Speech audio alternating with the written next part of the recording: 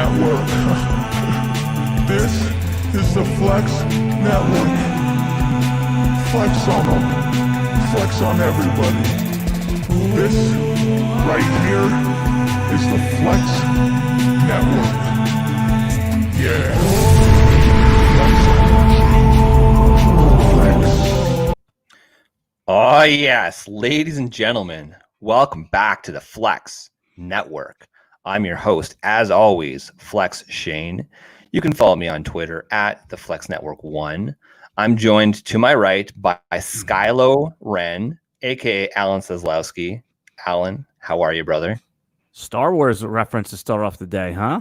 Listen, okay, so the reason I had to drop the Star Wars reference is because, like your cousin Kylo says, we got to forget the past. We got to look to the future, because today we're going to be discussing RB candidates who didn't have the best 2019 seasons that we're going to discuss. Do we like them in 2020?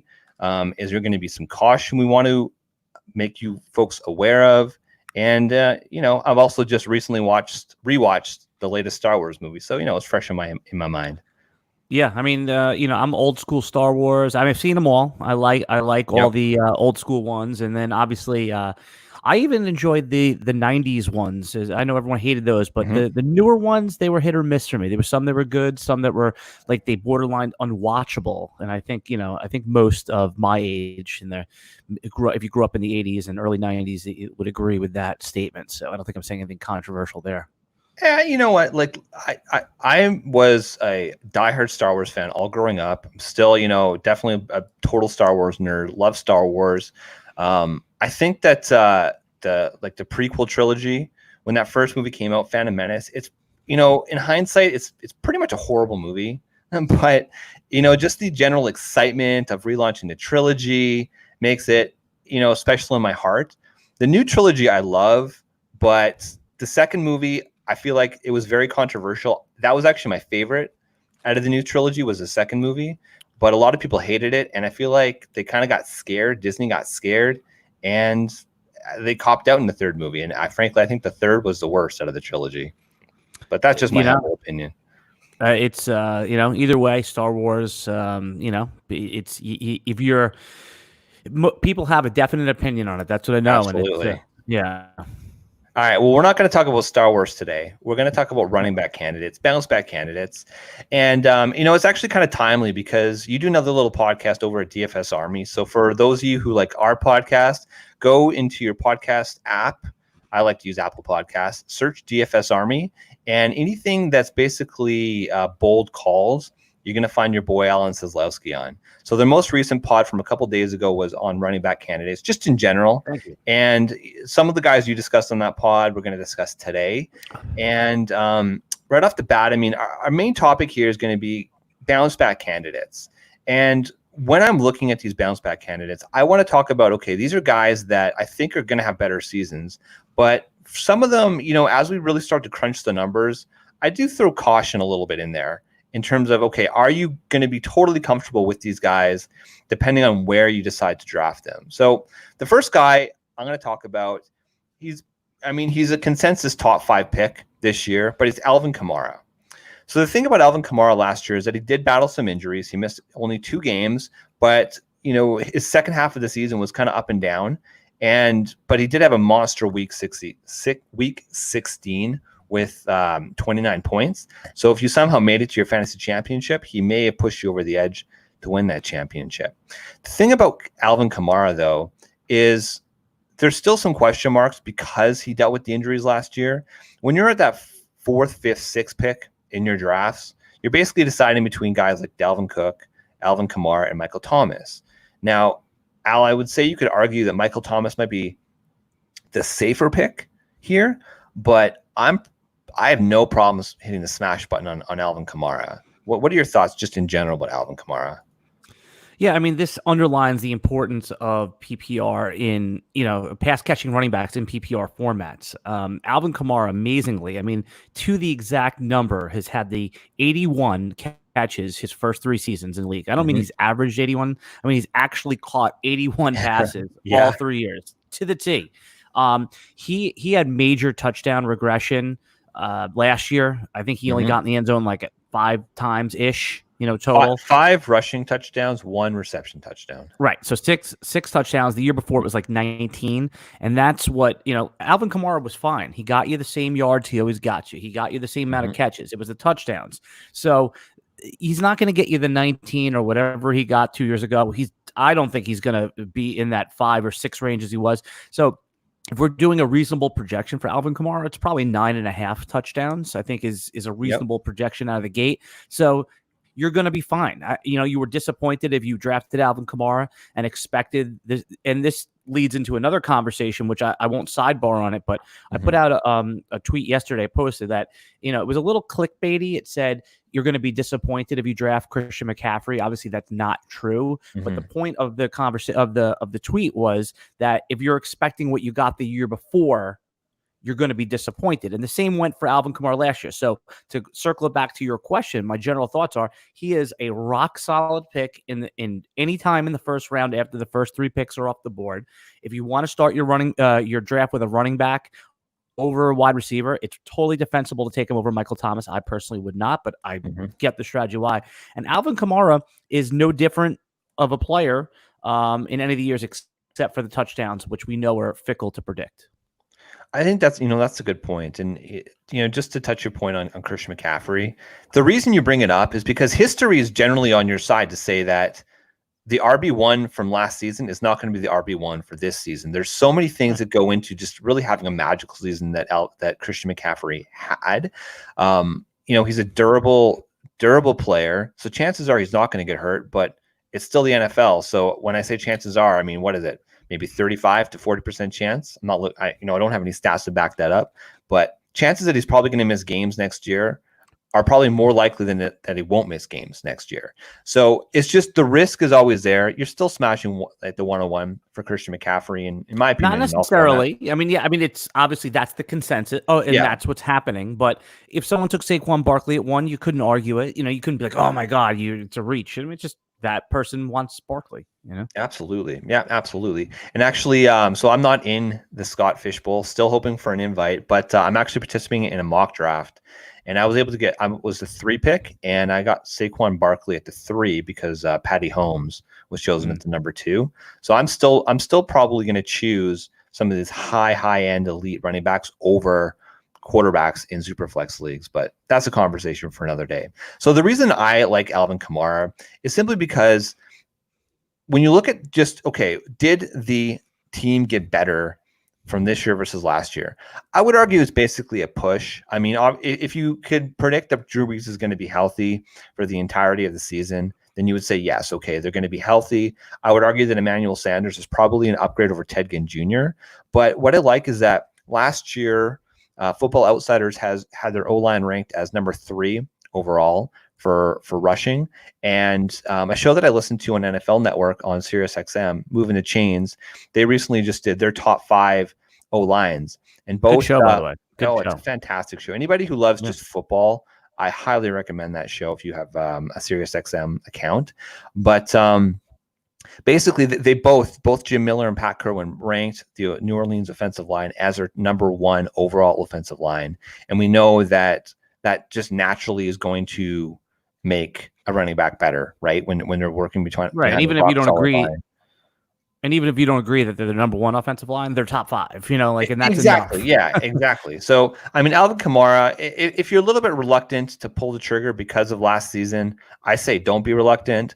I'm totally comfortable taking him number 5 personally. I mean, we're okay. So yes, and I think a lot of people are going to fall into the category you just said, I don't really want to take him. I was a little disappointed last year. But on June 11th, as we're recording this, there's been some developments. Dalvin Cook is looking like a holdout. Joe Mixon, there's a chance he's going to hold out. And if you don't want to take a receiver there, like Alvin Kamara, you're taking him. Right after the first 3 picks. Like he can be, if you're drafting today, I don't know why you draft today unless it's like a best ball or dynasty, but if you were forced to draft today for your redraft league, you're not taking Joe Mixon and Dalvin Cook ahead of Alvin Kamara. You feel so good about taking Alvin Kamara right now because there's 3 things we look at. We look at team situation, which you identified, right? We look at injury, and then we look at contract situation. I mean, those things need to be weighted equally. And even Aaron Jones, who's going late in the first round, has got contract uncertainty, and there's no uncertainty right now around Alvin Kamara at all. Well, and the thing is too, is that we talk about regression all the time. There's positive regression and there's negative regression, right? You would argue that Alvin Kamara is going to be on that positive regression side of things, similar to a guy like Leonard Fournette, who, I didn't talk about Leonard Fournette today because it's bounce back candidates, and he had, I think, a pretty good season last year. But that's another guy. He's the only running back that had a better season than the year before, and now his ADP is further down the list. It's an amazing thing to me. Amazing. It's hilarious to me. Okay, so Alvin Kamara, we're both cool with. Let's move on. The next guy I want to talk to you about is Todd Gurley. So Todd Gurley, overall, his ADP is number 28. Last year, he was ranked number 14 overall as RB, but he was number 18 in PPR points per game with 14.5 points per game. Todd Gurley was a little weird, though, last year because there were still people that were taking him at the end of the first round, and there were people that weren't drafting him at all. They were just like hands off. So his ADP fell in that in the middle of the second round, but it wasn't a true measure of where he was actually being taken. Like he was being drafted like at 11th overall or like 33rd overall. And I guess it depended on like how conservative your draft room was. Well, that's what I'm saying. Like his ADP wasn't it was a very interesting, very unique case. It was a true average because there was no one in the middle on Todd Gurley. It was like you were in on him or you were kind of like out until he fell to an extreme value. Well, and just to remind everybody, the reason for that is simply because in the Super Bowl 2 years ago, he basically didn't play.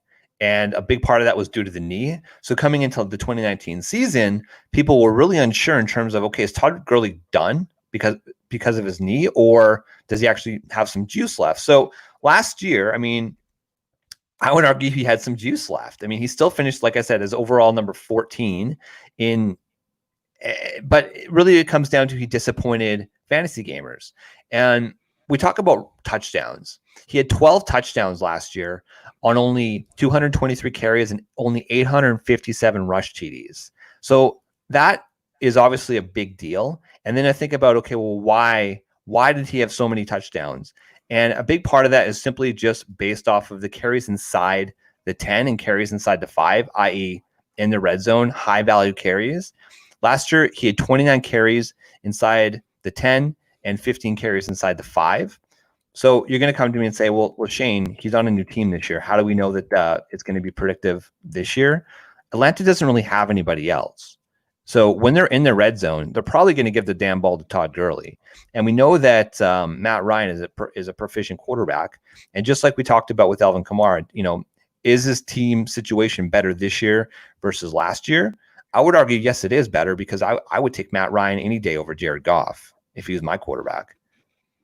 Yeah, sure. In keeping with the Todd Gurley theme, I think that every year people go, well, not every year, but in the last few years, especially, and then you go back to old school fantasy, people go running back crazy in the first couple rounds, right? But this year, 2020, more than many in recent past, there is extreme running back inflation. I actually just wrote about this for Roster Watch last week. So you can go over to rosterwatch.com and check out the article, the latest one that I did. Running back inflation is real. And basically, drafters are taking inferior players. I don't mean bad players, just inferior running backs over superior wide receivers. For example, players like Aaron Jones and Miles Sanders are getting drafted over players like Tyreek Hill. And why is that? It's because the supply of top-notch running backs is limited. So this applies to Todd Gurley. Todd Gurley right now, he's going routinely in sharp drafts in the second round. I know that ADP is like just on the third round term, but in August, he's going to be like, pick 23. So I'm not going to argue over a couple handful of picks, but I think that's the reason. And there's all of the, you highlighted all of the good things about Todd Gurley. He's the only game in town, good offense. That ADP is perfectly reasonable there. Obviously, we know about the risks involved with him, but that's already priced into his 28th overall, his early third round ADP. Yep. The problem with Gurley is when he was going at pick 11, that you were not pricing that in. So yeah, sure, the late second, early third. There's no problem because all of those guys are going to have issues. So this Todd Gurley obviously has the chance to finish as a top 12 back, and if he finishes a top 7 back, you've made some serious profit on that draft pick. Well, I think that's just it, right? RB scarcity, it's a real thing. And having these top tier running backs will help you win your league ultimately, right? So people are electing to take potentially lesser running backs over these higher premium wide receivers simply because, well, I don't want to be the one without one of these premium running backs or quote top 10 type running backs on my team. And if you don't get one in the first or second round, you're probably not going to get one of those top tier running backs. That's just how the drafts are going. I was just referencing that I did for roster watch today. There's another. The next paragraph is an alternative strategy. It's not a zero running back strategy, and we don't have to get too into the weeds about it, but it talks about if this might be the year that zero running back, and I'm doing air quotes for those listening, actually might work. Because while everyone's scooping up the running backs, see, zero running back, for those of you who don't know, is when you do a full fade of running backs early, get all the elite pass catchers, then fill it in with the PPR backs. The Tariq Cohen types, the Raheem Mostert, who's not a PPR back, but can be had late. And I think when you have 5 or 6 guys in your 12-team league that are doing it, it doesn't work because then there's no value there. But in a year like this, Shane, when you have everyone trying to scoop up those maybe there are some running backs, and then some of them that we're identifying on this podcast today, the bounce back guys that are getting pushed into the round 6, 7, 8. Might end up being valuable picks if you can scoop up those wide receivers early. It's going to take a lot of gumption, a lot of balls, in other words, to pass on these elite runners early. Well, think about it this way. This is a very conceivable way you could draft. Say you're at the 4, 5, 6 position. You could get Michael Thomas in round 1. You can come around. DeAndre Hopkins is falling to the middle of the second round. So you could pick up DeAndre Hopkins, or maybe you could try to get a guy like Chris Godwin. Come around. Chris Godwin, Tyreek Hill, Travis Kelce, Mike Evans, Travis Kelce. Exactly. So one of these other premium type players, if you want to go the Travis Kelce route or even George Kittle route, depending on who you prefer. I don't think he. And we can have another discussion on Kittle. But yeah, go ahead, finish your draft there because I have a theory. On that. So basically, you go with 2 top elite pass catchers, whoever it is in round 2. Start off with Michael Thomas in round 1, and then in round 3, get a guy like Todd Gurley to cement your team at running back. That's not the worst way to go because you are basically differentiating yourself at those other positions. Yep. Look, we love the depth of wide receiver this year. We've talked about it at length. Rounds 5, 6, 7 it's really a very sweet spot to go and choose your wide receiver.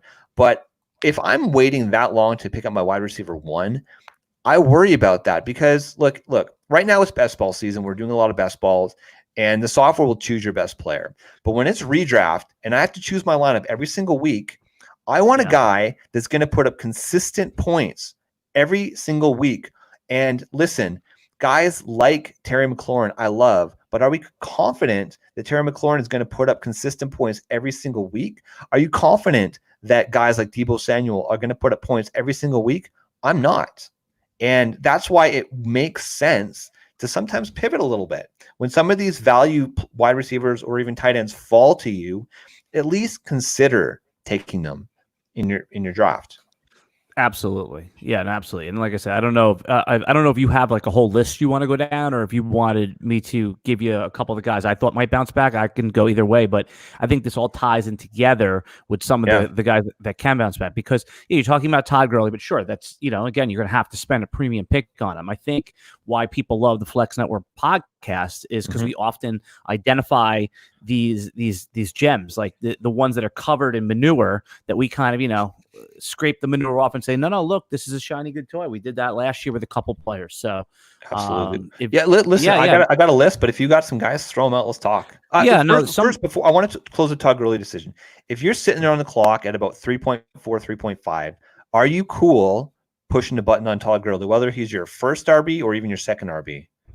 Yeah, no, or if he's even my even your third RB. It doesn't matter to me because all the risk is priced in right there. I mean, that's his ADP. It's like you're not. I heard this on another podcast, but football is the one sport where the ADP massages out the actual true market equilibrium. So it's it's everyone's opinion.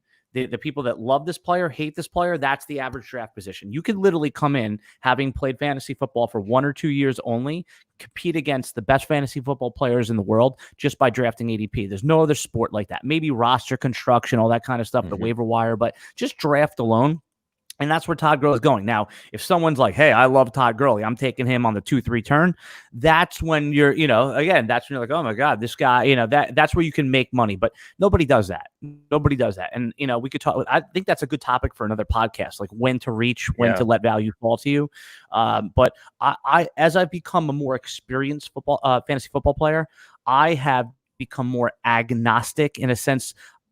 I have a few guys I like that I'll reach on that I like better than market, but I don't think that my opinions are much better than the total of market. Like, yeah, there's a few spots where I, identify players, but I think overall the market has massaged that out. And again, that was a thought based on another podcast that I heard, but I thought it was really important for this discussion. Well, and to your point, I mean, there's definitely players that as the market starts to just discuss a player more, so there's like that, the fantasy football Twitter hive. And, a player, for example, that you're talking about at nauseum right now is a guy like Deontay Johnson.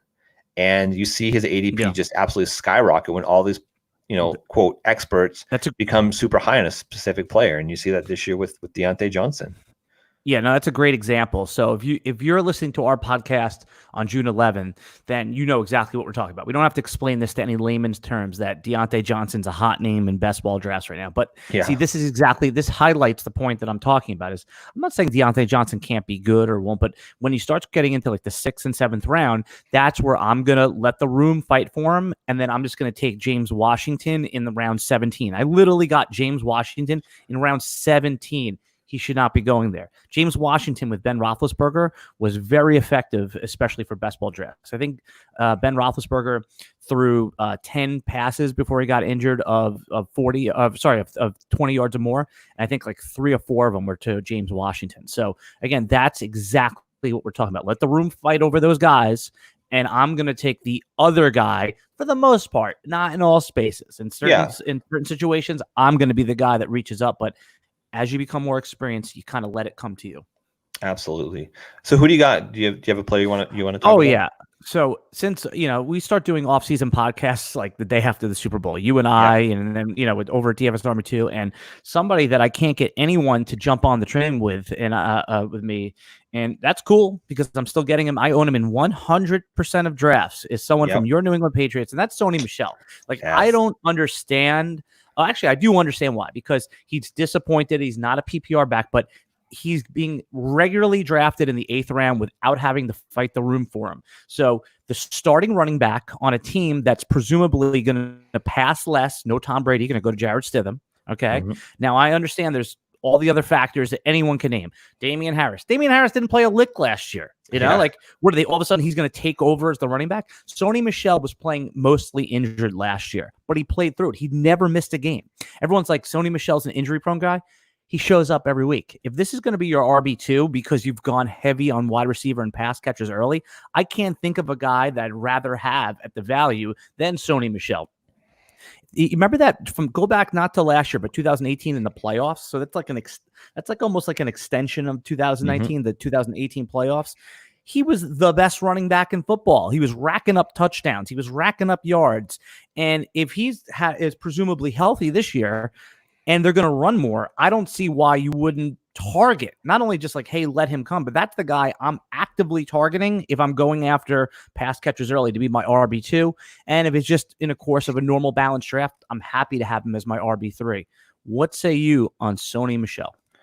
Well, Sony Michel is actually on my list too. And he's an interesting player to discuss because you look at where he's going. His ADP is 91 right now. I'm looking at, I use Best Ball 10s last 3 weeks, which is right in the middle of the 8th round, as you noted. Last year, he finished as the RB31, but number 43 overall in PPR points per game with only 9.6 points per game. And a big part of that is just simply due to the fact that he doesn't really catch balls. We talk about Derrick Henry as a guy who never really catches a ball. Last year, he had 20 targets and only 12 receptions for a total of 94 yards. So if we're playing in PPR leagues, you could argue that his upside is absolutely limited. But, just like we talked about these high quality red zone carries, last year he had 27 carries within the 10 yards and 5 within 14 within the 5-yard line. The one thing that worries me a little bit, though, is when you start to dig into the numbers a little bit and you look at how often he faced a stacked box last year, it was only 21% of the time, which is low. On average, it's usually between about 23 to 25% of the time that a running back will face a stacked box. And I worry that because his efficiency was only 2.1 yards per carry when he faced stacked boxes, I worry that defenses are going to say, listen, we are not going to let the running game beat us. We are cool to let Jarrett Stidham beat us, i.e. we're going to stack the box, force Jarrett Stidham to throw the ball. And I worry that 21% goes up to closer to 27, 28%. And then the pendulum shifts a little bit in terms of, well, Sony Michel's not becoming very efficient. The offense isn't efficient. And James White just gets more action on the field. So that's the risk. But, by Isaiah Wynn's coming back, that's their star offensive lineman. I mean, he was injured most of last year. They even had another, I forget. I mean, I don't know the names of the offensive linemen as well as they should at this point of the year. But by all accounts, the Patriots already had a pretty good offensive line, and they suffered injuries. I think with the addition, with getting back their injured offensive linemen, plus the two tight ends that they drafted this year, one of them, Dalton Keene, is a mauler. I mean, when I say mauler, I mean like if you're a draftnik like we are, Patriots drafted 2 tight ends in the 3rd round. One of them, Asiasi, is more of the pass catcher. Dalton Keene, who can be a pass catcher, but I mean, by everything I've read about Dalton Keene, he's a very interesting guy. Like, he literally enjoys going out there and knocking people's heads off in the blocking role. They basically drafted another offensive lineman with him. Like, he's going to be ready to start. I think he's going to be on the field day one, because all he needs to know, they're just going to say, hey, Dalton, go get that guy. That's your guy. And he's going to go there and he's going to flatten him, and then he's going to bite the guy's head off after he flattens him. So I think the Patriots running game is going to be much improved from a blocking situation. Sony, again, we're not going to ping pong back and forth. I think everything you said is legitimate, but in the 8th round, Shane, I'm getting the starting running back on what I think is going to be a run heavy team. It just, absolutely. So how can I not get excited about that? Okay, if we talk about the fact that teams are going to force Jarrett Stidham to throw the ball, if you put your Bill Belichick hat on, you wonder, okay, how the heck are we going to win games with a guy like Jarrett Stidham, which obviously the Patriots believe in, right? If they didn't believe in him, they would have went out and got one of these veteran starting quarterbacks that are on the market. So they obviously see something in him, and chances are they're saying, listen, we want to give this guy a chance to just play in real game situation. Bullets are flying for real, and that's how a player gets better. But the way that the New England Patriots are going to win the ball this year, or win games this year, is they're going to run the ball and they're going to play stout defense, just like they played last year. And if you just look at the fact that that's how they want to win the game, and that's how they're going to win the game, if you get the starting running back in the 8th round of the New England Patriots, they're still a professional NFL team, people. Like, they're not going to score 12 points a game. They're still probably going to score between 18 to 23 points a game. Somebody's going to score those points, and it's not all going to be Julian Edelman. So yeah, Sony Michel in the middle of the 8th freaking round, who you're probably going to be able to get as your flex. I'm cool with that. And listen, you don't necessarily even have to play him every single week. Play the matchups, but he's a guy that you really want on your team because, news alert, running backs get hurt. You're going to need depth at that position. Why not Sony Michel? And what's a beautiful thing about him, and we don't have to make this the Sony Michel show. I mean, we've spent enough time, but here's what the beautiful thing is. You draft your Sony Michel. Let's say you want to beat the room to him, which I always take him in the 7th round. I get him routinely, no problem. Then what you do is in round 10, 11, 12, you take Damian Harris, and let's say it flips and it's Damian Harris. You got him. Now, it could end up being that they split and neither of them is worth much. Okay, it was your 8th and your 10th round pick. But if you can get them both and you have the roster size from both, that's a strategy that I'm employing this year. Like, I'm not sweating I'm not doing what I just talked about that I see the market doing in round 2. I'm not forcing Aaron Jones over Tyreek Hill or Chris Godwin or any of those type of players. I'm taking the best player on the board. If a running back value falls, I'll take it because I know in every draft, 100% of drafts, I can get Sony Michel in the 7th round, get Damian Harris in the 10th round, and that's good enough for me for my RB2 and 3. You said something very smart on your podcast the other day. In round 1, you can't win your draft in round one, but you can lose your draft in round one. Really, I would kind of open that up to really like your top 5 rounds, right? You really need to nail those top 5 round picks to really get a solid team. Even that's hard though, Shane. Even I would say top, just nail the top 3, and you're gonna be in a good nail spot. Your top nail 3. the top. Okay, yeah. Get your team foundation. But where I'm going with this is when you're in round 8, that's the point where you're starting to take a little bit of chances, and you need to concrete your team. Like, listen, if you're a very top heavy team, then that's great. You might make it far, but at the same time, if you have any sort of injuries, you're totally screwed. If you just absolutely fade running back in the later parts of your draft, you could be paying for it by week 6, 7, 8, which can cost you very valuable weeks. Look, so often now it's you talked about it before. Our leagues are so competitive. So how often is it, teams that are finishing with 7 wins, 8 wins that are just right on that bubble to make the playoffs? If you sacrifice 1 week because, you're playing some 4th string running back as your RB2 because you went wide receiver heavy and there's nothing on your waiver wire, that's going to be a problem. Having a player like Sony Michel, it'll help, one, bolster just your RB depth. He's a player that is still the starting running back on an NFL team. And he's a guy that you could probably, as bye weeks come in, as injuries hit, he's going to be a player that you're going to be comfortable that if you need to put him as your RB2, you can do that, or as your flex on any given week. So I don't hate it. I don't hate it. Beautifully said. Beautifully said. Okay, I'm going to talk about one more player, and it's a guy that I'm not, honestly, I'm a little bit uncertain on, but I just more so want to get your opinion on David Montgomery. So David Montgomery right now, obviously running back for Chicago Bears. He's got the ADP of 49 overall. Last year he finished as the RB24, number 34 overall in PPR points per game. And again, it's another player that really doesn't catch the ball. Last year he had 889 rush yards, 6 rush TDs. He only had 25 receptions for 185 yards and a TD. And obviously, the pass catching back on that team is Tariq Cohen, who had 104 targets last year, 79 receptions, 456 yards, and 3 touchdowns.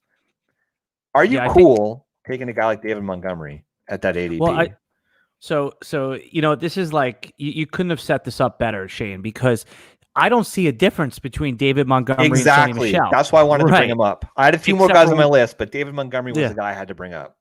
Yeah, so both have the same exact setup, the situation. They're both not pass catching. They both have elite pass catchers on their team, except one of them you have to pay an early 5th or late 4th for. The other one is going in the 8th round. So just based on if you've been listening to this podcast for the last 7 or 8 minutes, you know what I'm going to say. Of course, I'm not taking David Montgomery at ADP. Of course, I'm always taking a play. If I'm looking for a running back there, I'm always taking Damian Williams. I'm always taking Mark Ingram. I'm always passing on that because of the value of the player. That now, if David Montgomery was going in the 7th, 8th round, sure, no problem. That's never going to happen. And again, it's not that we just don't like David Montgomery. It's just that I like other players around that area. I mean, in some drafts, not too much anymore. Even a James Conner, who's got a 3-down role secured with the pass catching ability, is over there. So, yeah, I'm with you that there's not much difference between him and Sony, but the price is wrong. Well, so David Montgomery, if you choose David Montgomery, these are the guys you're probably going to be passing on: Cortland Sutton, Mark Andrews, who I know you love as one of the top tight ends again this year, Mark Ingram, and then if you want to reach a little bit on Kyler Murray, Cam Akers, Keenan Allen. So these are all guys that you're going to be passing on if you're taking David Montgomery. And look, at that point, you might as well fade it. And if you're desperate for running back, I don't hate David Montgomery. By the way, I don't dislike him. I think he's actually a decent 7 player. Round 7, it doesn't make right. It just use the Sony example. Like, you can get the same player in a better offense 3 rounds later without fighting the room. Exactly. Look, I'm noticing in my comments section here that Michael Yeager once again is talking shit. He was on the pod last week. He stepped in when Al couldn't because Al was off busy doing a bunch of other things. We talked I a was little bit. Refereeing basketball. I was refereeing. Me. I referee high school basketball. So plus, who wants to be seen? Who wants to be seen with a dirt bag like Yeager? That's right. Absolutely, I love it. Sorry, Mike. We love you. But okay, so getting back to David Montgomery. By the way, I sent you a trade. Go look at it, Yeager.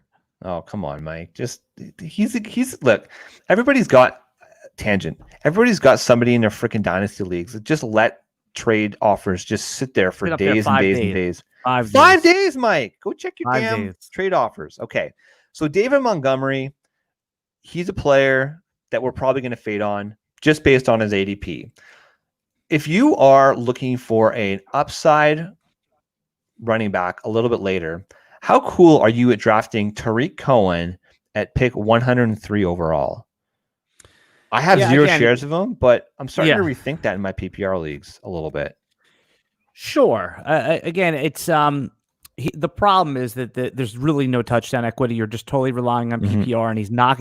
You're not going to get a lot of carries either. I mean, if he was like, using like a supercharged examples like Danny Woodhead, Darren Sproles, those type of backs that could get you 60, 70 catches. And Nyheim Hines, like you really want them not to have like 70 carries. You really want them to have like 125 carries in order to, I mean, yeah, sure. In the price he's going at, it's no problem. PPR fill in, but he's not someone I think has even a chance to crack like the top 15.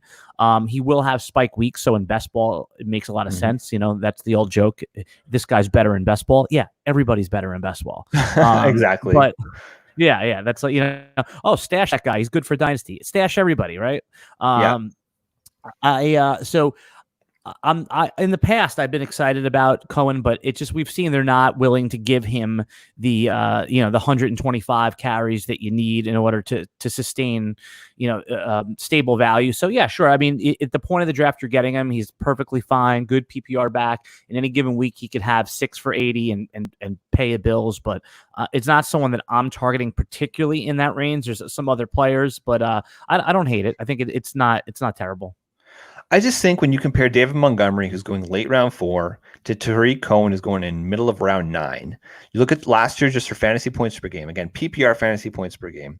David Montgomery had 10.7. Tariq Cohen had 10.1. So it's all about what you have to pay for these guys. Again, I don't really have a lot of shares of Tariq Cohen, but people are just absolutely out on them. Versus last year, he was probably going, I want to say, around 6, 7, right? Because he had such a prolific 2018 season. So I don't think that the risk at round 10, if you're looking for, again, you're looking for a little bit of running back depth, you could do a lot worse in a PPR league than a guy like Tariq Cohen. So I'm going to end it there. We talked about some bounce back candidates. Al, I know you want to end it, but I mean, again, this could just be a footnote because one of these. No, we're gonna do it. We're gonna do it. Al, who's the last guy? We're gonna give the people. We're gonna go overtime here. Give the people one more.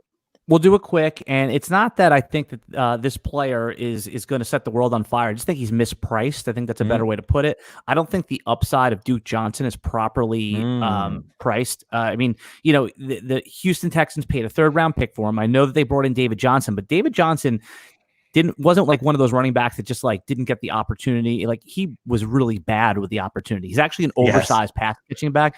Duke Johnson, nobody wants him. He's available in the 13th, 14th round. And I'm still optimistic. I mean, again, there's very minimal risk by drafting him. I think he should be like one of those guys that's going where Cohen is going in like the 9th round, 8th round, maybe, so it's just someone that I'm identifying as a mispriced. Nobody wants him. And David Johnson, who's been a fragile running back. I mean, I love guys that are one injury away or one thing away, one contract dispute away from being an every week starter. So I think that, Madison obviously is in that range too, but he's going to move up. He's going to be a 7th round pick now. So, Madison's skyrocketing. But Duke Johnson, someone that you, the listener, can get in every single draft. It will cost you nothing. He's your RB5, and he's one blank away from being an every week starter. I love that because, look, I listen to a lot of podcasts, and another one that I like to reference is the JJ Zachariason podcast. Oh, he's good. I like his from Numberfire. Yeah, so he was just talking about on one of his recent podcasts, just how do you choose a breakout running back that can, quote, help you win your league. And you look at the types of situations, and really the situations where you can draft a running back later in your drafts is where there's these murky situations, such as, the Houston Texans backfield. What if David Johnson is David Johnson of 2019 and he's kind of dust and he's not effective? Well, then they need somebody And I think you could do a lot worse than Duke Johnson late in your draft. And they paid a premium pick for him. They paid a 3rd round pick for Duke Johnson. You know, they're going to use him. Like last year was weird. I mean, you know, I would be shocked if Duke Johnson doesn't at least have that floor I was just talking about with Cohen. Mhm. I'd be shocked if Duke Johnson doesn't get like 125, 130 carries himself. I mean, if they run the ball, if Texans run the ball 500 times this season, and that's, I think, conservative. Yep. What is David Johnson going to run 500 times? No, he's going to run No. 200. So there's 300 carries left over. Duke Johnson should get $125, right? $150. You could do a lot worse late in your draft, man. Again, it's all about building that running back depth because look, there's so many wide receivers that you're going to be able to pick up off the waiver wire. Why not hold Duke Johnson and just see what happens? Just see what happens. All right. Cool, Al. We're good. There's so many other quote bounce back candidates that we can talk about. I mean, James Conner is the guy that I wanted to talk about, but you know, we can do a part 2 of the show if you'd like. Yeah, we'll save it for another day. All right, Alan, how do the good people find you? Yeah, if you're a Twitter head like us all, just go on to Twitter. My name, Alan Seslowsky, AlanSeslowsky. Also, if you love Instagram as much as everybody else in the world, I'm Alan Fantasy Football. And come over to TikTok. I know you think it's just for kids and for people dancing, but we are putting out some good fantasy football content with my name, Alan Seslowsky, on TikTok. I'm actually getting a lot of good interactions going there, Shane. I advise that you come over too. And people, if you hashtag properly there, people do interact with your posts because there's not as much fantasy football content. So come over to TikTok. I know you laughed, the listener, when you heard me say that, but that's where you would find me doing that. And of course, doing two articles to 3 articles a week for Roster Watch, not on the paywall. So go over there. You can find my written work there. Al, you are a beast. Of course, you guys can follow me on Twitter at the Flex Network 1. If you like what you're watching, please like and subscribe. If you like what you're listening to on your podcast feed, please rate us 5 stars and give us some comments. Let us know how we're doing. And thank you, by the way, for Flex Network 1 retweeting some of my stuff. I definitely appreciate it. It helps. I get a lot of new interactions by you doing that. So thank you. Always, of course, anytime. So for Al, for Flex Matt, I'm Flex Shane. We are the Flex Network.